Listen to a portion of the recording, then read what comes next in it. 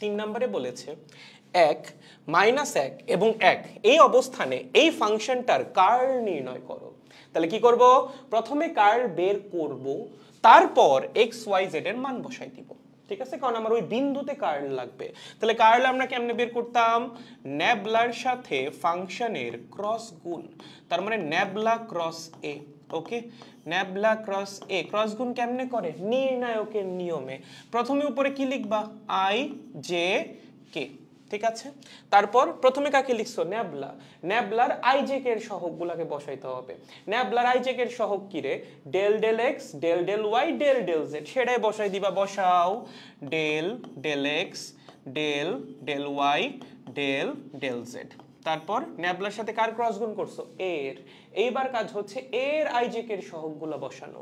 এর আইজেক এর সহগ কত, প্রথমটা হচ্ছে এক্স জেড কিউব, তারপরেরটা কি রে, তারপরেরটা হচ্ছে minus 2x squared Y Z, এবং কে এর সহগ কত, 2yz টু দি পাওয়ার 4।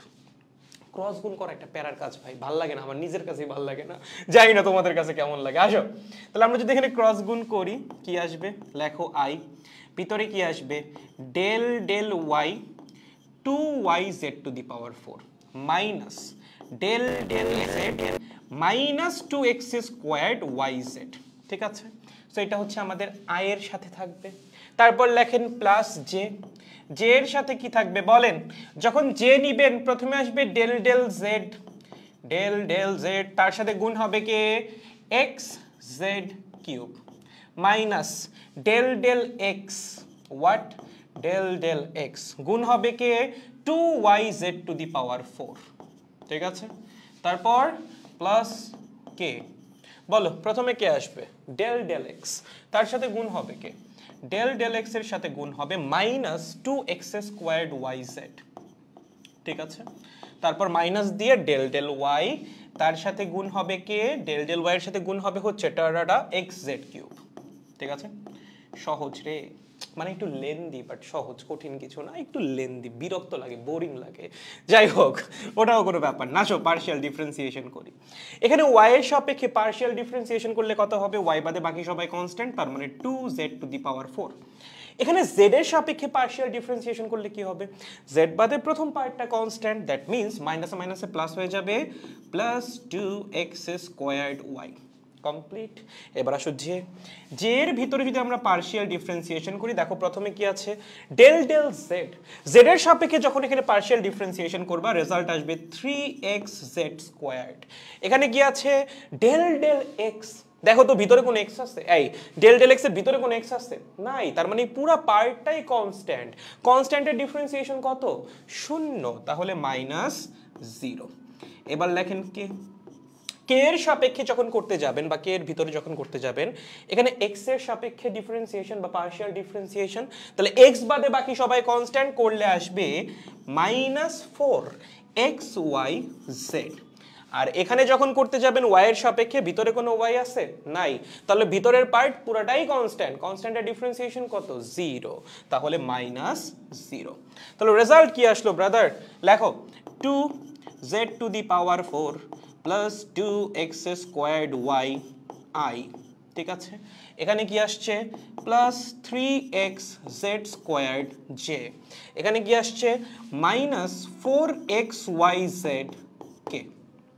ঠিক আছে, সো এটা আমাদের কার্লের জেনারেল এক্সপ্রেশন, বাট আমার কি লাগবে, আমার লাগবে 1 মাইনাস 1 এবং 1 বিন্দুতে এই কার্লের ভ্যালু বা এই কার্ল কত সেটা। সো আমরা এখন কি করব, এই জেনারেল এক্সপ্রেশনের মধ্যে xyz এর মান বসাবো।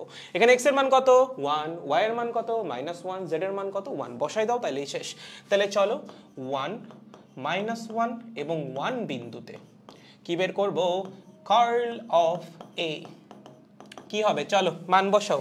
প্রথমে কি আছে, 2z to the power 4, z এর ভ্যালু হচ্ছে 1, 1 টু দি পাওয়ার 4 মানে কত, 1ই তো, তার মানে এখানে হবে 2, কত 2। এখানে কি আছে 2x স্কয়ার্ড y, x এর মান হচ্ছে 1, y এর মান হচ্ছে -1, বসাইলে আসবে -1 মানে -2 i।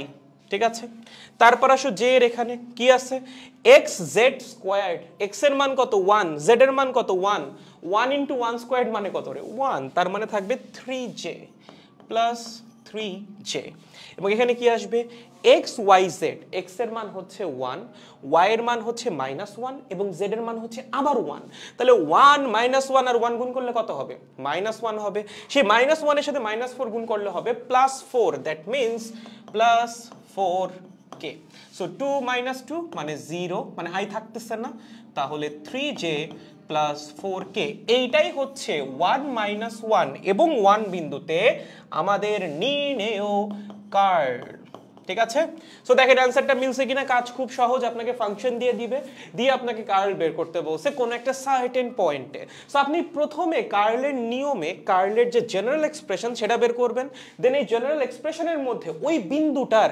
এক্স ওয়াই জেড এর মান বসাই দিবেন তাহলেই আপনি ওই সার্টেন পয়েন্টে আপনার কাঙ্ক্ষিত কার্ল পেয়ে যাবেন ঠিক আছে সো গাইজ আজান দিচ্ছে আপনারা চাইলে কি অবশ্যই নামাজ পড়ে আসতে পারেন পরবর্তীতে ক্লাস 10 দেখতে পারবেন আজান শেষে আমি আবার পড়ানো শুরু করতেছি